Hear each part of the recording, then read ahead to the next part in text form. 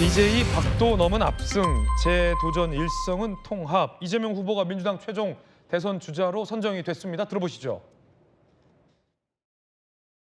존경하는 국민 여러분, 사랑하는 더불어민주당 당원 동지 여러분, 20년 민주당원 이재명이 민주당의 제21대 대통령 후보라는 막중한 임무를 부여받았습니다. 미세한 차이로 승리했지만 모든 것을 차지한 저들은 교만과 사욕으로 나라를 망치고 우리 국민을 고통 속으로 몰아넣었습니다. 지금도 내란과 퇴행, 파괴 시도는 계속되고 있습니다. 내란을 극복하고 민주주의를 회복하라. 패배를 털고 반드시 승리하자. 득표율을 한번 보실까요? 89.77, 90에서 0.23%포인트 못 미쳤어요. 89.77, 87 체제 이후 최고 득표율을 기록했습니다.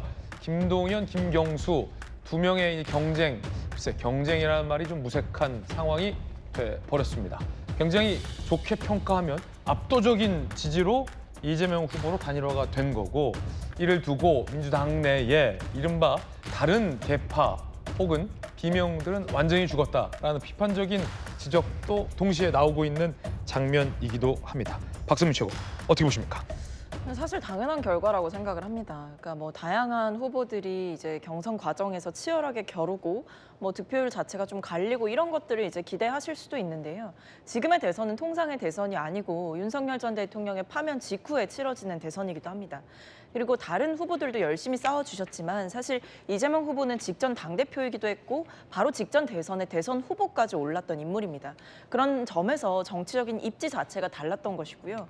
그리고 당대표를 역임하는 과정 가운데에서 사실 총선도 압승을 했고 그 외에도 이제 계엄과 탄핵 정국 과정 가운데에서 당 대표로서의 역할을 제대로 해왔기 때문에 사실 야권으로의 어떤 압도적인 정권 교체를 바라는 당원들의 입장에서는 네. 이재명 후보를 선택할 이유는 저는 충분했다라고 보고 있습니다. 그렇군요. 자, 역대 경선에서 이재명 후보가 받았던 경선 성적도 한번 비교되고 있는데 함께 보시죠. 19대 대선 경선 때는 21.2%로 그때는 이제 탈락을 했고, 20대 대선 때는 50.29%로 이제 후보가 추대가 됐지만 본선에서 탈락을 했고, 지금 몇 년 만에 89.77, 거의 90%에 육박하는 몰표를 받게 됐어요. 곽규택 의원님 어떻게 보십니까? 이거 좀 89.77이라는 숫자가 참 미묘한데요. 뭐 백화점 가가지고 만 원 안 넘기려고 9,990원 이렇게 가격표 붙여놓은 것 같아요. 네. 근데 그동안 90% 넘길 것 같은 때가 있었습니다. 그래서 일부에서는 아니 무슨 정당이 어떻게 내부 경선이긴 하지만은 90%를 넘길 수가 있냐 이런 비판의 목소리들이 나왔죠. 그래서 아마 민주당의 당원들께서 절묘하게 89.77을 맞춰주신 것 같은데 우려는 여전합니다. 그동안 이재명 후보가 지난 총선 때부터 시작해서 이런 당내 경선조차도 어떤 본인과 경쟁할 수 있는 후보에 대한 여지를 주지 않았다고 보여지고요. 그 결과가 오늘의 지금 89.77이라는 숫자를 만들지 않았나 생각이 되고, 이 숫자가 의미하는 것은 물론 민주당 입장에서는 뭐 당연한 것 아니냐 하는 말씀하실 수 있겠지만, 지금 우리 의회의 대다수 다석을 차지하고 있는 그 정당에서 이 대통령까지 됐을 때 과연 이것이 건강한 민주주의로 이어질 수 있겠냐 하는 우려, 그런 우려를 야기할 수 있는 숫자다. 저는 이렇게 보여집니다. 네. 자, 그 가운데 이재명 후보가 박정희, 김영삼, 김대중 전 대통령의 묘역을 참배했습니다. 과거나 이념 사상에 얽매여 분열과 갈등을 반복할 시간이 없다라며 통합을 14차례 언급하기도 했다고 합니다. 오늘 참배할 예정이군요. 자, 오늘 오전에 참배를 했습니다. 영상 지금 들어와 있습니다. 통합 행보를 걷겠다라고 이재명 후보가 강조를 한 겁니다. 그런데 이재명 후보가 90% 가까운 지지로 후보 추대가 됐지만 넘어야 할 산이 있습니다. 대법원의 선고입니다. 조기 대선 전에 이 대법원 전원 합의체 선고가 나올 수도 있다라는 얘기도 나오고 있습니다. 5월 중에 나올 수 있다라는 얘기도 나오고 있습니다. 이미 2차례의 심리를 마쳤고요. 추가기일 한 번 정도 잡고 바로 선고한다라는 얘기가 지금 법조계에서도 나오고 있거든요. 그렇다면 5월에는 전원 합의체 선고가 나온다라는 겁니다. 자, 대법원 심리 쟁점도 한번 저희가 정리해봤습니다. 김문기 모른다는 표현이 과연 행위에 해당하는가를 대법이 직접 본다라는 거죠. 국토부 협박이 있었다라는 것 관련해서 1심에서 유죄가 나왔는데 2심에서 이걸 무죄로 돌렸는데 그게 과연 맞느냐라는 걸 대법원이 판단을 한다라는 거죠. 자, 그 가운데 박지원 의원이 믿을 만한 정보에 의하면 무죄다라고 얘기해서 논란이 일고 있습니다. 정통한 소식통이 과연 있는지 없는데 그냥 저러는 건지 뭐 논란도 있습니다만 정혁진 변호사님 어떻게 보십니까? 글쎄요, 좀 박지원 의원이 좀 너무 앞서 나가는 말씀하신 거 아닌가. 그다음에 굉장히 그 거대 정당이죠. 제1당의 상당히 중직에 있는 그런 분으로서 할 말씀은 아닌 것 같고요. 물론 이제 대법관 12명이 결정하는 겁니다. 대법원장 포함해서 대법원에 14분의 대법원장과 대법관이 계신데 그중에 2명은 이제 빠졌으니까 12명이 그 재판을 하실 건데, 그런데 물론 이제 박지원 의원이 그중에 한두 명 정도 만났을 수 있고요. 네. 그다음에 그분들한테 이거는 뭐 무죄 맞는 거 아니야 이런 이야기를 들었을 수는 있는데 아무리 생각해도 제가 봤을 때 박지원 의원이 12명의 대법원장 포함해서 12명의 재판관 대법관을 다 만나서 확인했을 것 같지는 않거든요. 네. 그다음에 이제 심리 2번 했는데 한 번 정도 더 하고 제 생각엔 다음 주 정도에 선고 나오지 않을까 그런 생각은 드는데 뭐 이런저런 이렇게 추측은 할 수 있을지 몰라도 저렇게 자신 있게 박지원 의원이 이야기할 수 있는 그런 상황은 아닌 것 같다. 저는 그렇게 판단됩니다. 크게는 3가지고 그걸 작게 보면 4가지 경우의 수잖아요. 대법원 전합의 할 수 있는 게 첫 번째는 이제 상고 기각, 그러니까 무죄를 확정해 주는 거. 이 경우는 뭐 이재명 후보에게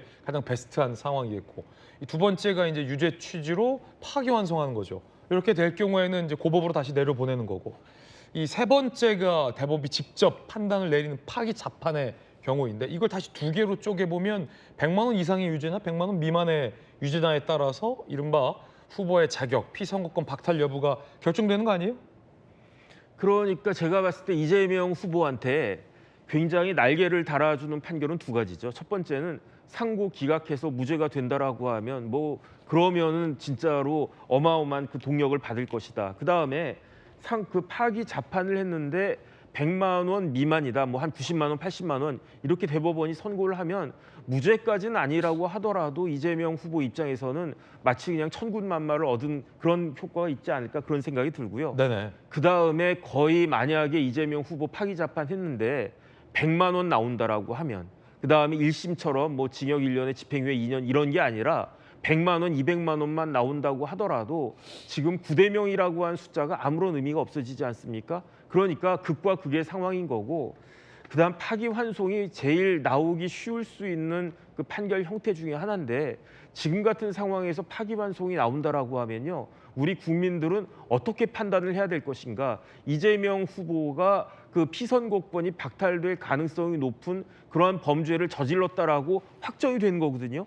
그런데 양형만 되지 않았을 뿐이고 그다음에 확정이 아직 안 됐기 때문에 현실적으로는 현실적으로는 확정됐는데 법적으로는 확정이 안 됐기 때문에 출만 또 할 수 있는 거고, 그래서 제가 봤을 때는 대법원이 과연 파기환송을 할 수 있을 것인가 그 부분에 대해서는 좀 의문이 있습니다. 파기환송 될 경우가 가장 좀 복잡해지는 건데, 그렇죠. 왜냐하면 유죄 취지로 고법에 내려보내고 시간만 충분하면 이 대법의 취지대로 고법에서 유죄가 양형이 결정될 텐데, 문제는 그 전에 선거잖아요. 고법의 재판단이 나오기 전에 조기 대선이 끼어 있기 때문에 만에 하나 이재명 후보가 당선이 된 경우에는 이재명 후보는 줄곧 재판은 정지된다라고 주장을 해왔고, 그러면 파기환송, 유죄 취지로 파기환송이 된다 하더라도 만약에 당선이 될 경우에는 그 재판, 상고법원의 재판단을 멈추려 할 가능성이 좀 크게 될 경우인데 되게 복잡할 수 있군요. 그러니까 지금 상황이 대법원에서 이제 633 원칙을 지켜야 한다는 대법원장의 그 말씀에 따라서 속도를 내고 있는 상황인 것 같고요. 다만 그 파기 자판이라고 하는 것은 물론 속도에 맞는 어떤 결론을 내려면 그렇게 해야 되겠지만 그거는 유례가 없었던 거기 때문에 어. 사실 파기 재판의 가능성은 점치기가 조금 어려운 것 같고요.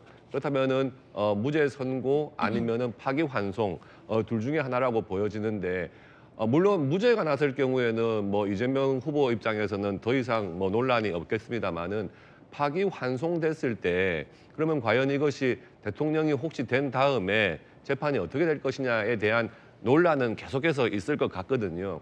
근데 이제 국민들께서 우려하는 것은 지금 입법과 행정부를 장악한 어느 특정 정당에서 사법부까지 만약에 영향력을 미칠 수 있다면 이것은 굉장한 어떤 그 민주주의와는 맞지 않는 것이 아닌가 하는 우려들을 하고 있고요. 실제로 만약에 지금 국회 같은 구성에서 이재명 대통령이 됐을 때 그 재판을 신속하게 하려고 하는 법관에 대해서 그럼 탄핵을 하면 또 어떡하느냐, 또 직무정지를 시키면 어떡하느냐 하는 그런 우려가 항상 제기가 되는 것이거든요. 아, 그러니까 판사도 탄핵시켜서 직무정지할 수 있다. 그렇죠. 그러니까 뭐 재판을 중지하지 않고 계속해서 대통령이지만 헌법에 따라서 재판 진행하겠다 하는 법관에 대해서 우리 국회에서 다수로 해서 탄핵을 시켜버려 가지고 직무정지시키면 재판은 진행은 안 되는 거죠. 예, 그러니까 이런 우려에 대해서도 국민들께서는 고려를 하고 있다는 말씀이죠. 그러니까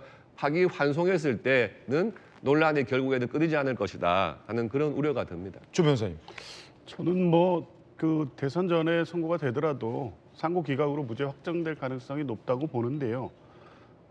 지금 이제 민주당이 걱정하는 것은 최근에 있었던 여러 가지 상황들이 다 결부돼 있기 때문에 사법부가 과연 이렇게 전례 없이 빠른 속도로 하는 이 대법원에서 이 절차를 본 적도 없고 해서 걱정하는 측면은 분명히 있긴 합니다. 근데 만약에 파기 환송을 한다고 했을 때 헌법 84조의 문제가 제기가 되겠죠. 그런데 중요한 거는 이재명 대표와 관련된 재판은 5개가 진행되고 있습니다. 이 공직선거법 하나만 있는 게 아니에요. 어차피 84조의 문제는 이 사건을 선고하는지 안 하는지에 따라서 이 모든 게 결정되거나 정리되는 이슈는 아니기 때문에 그 문제 때문에 뭐 이거를 그 대선 전에 선고해야 되고 그래서 그 논란을 해소해야 되고 이런 차원의 문제는 아니라고 보고요.